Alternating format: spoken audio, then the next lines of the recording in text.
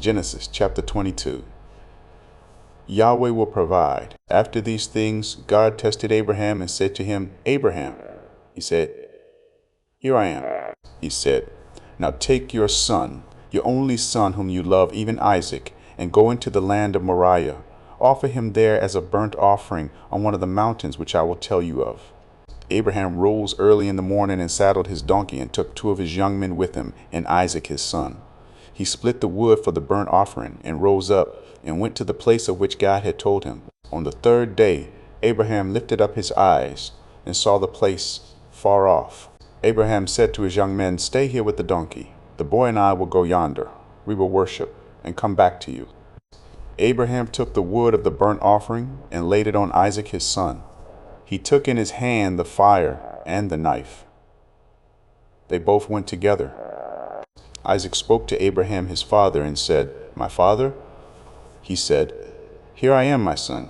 He said, Here is the fire and the wood, but where is the lamb for a burnt offering?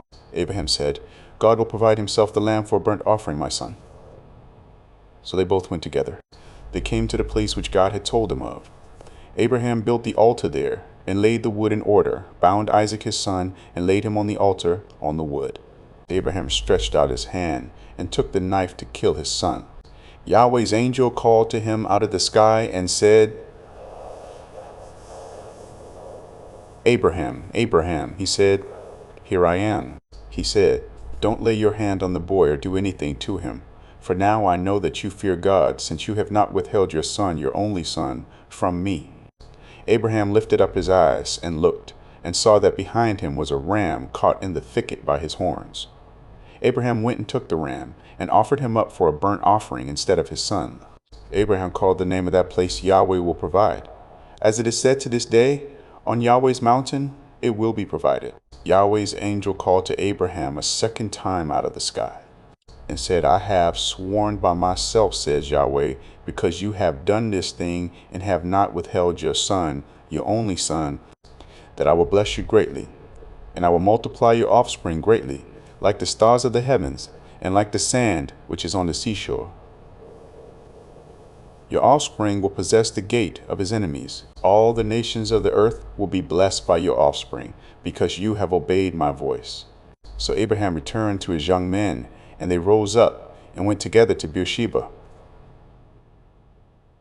Abraham lived at Beersheba.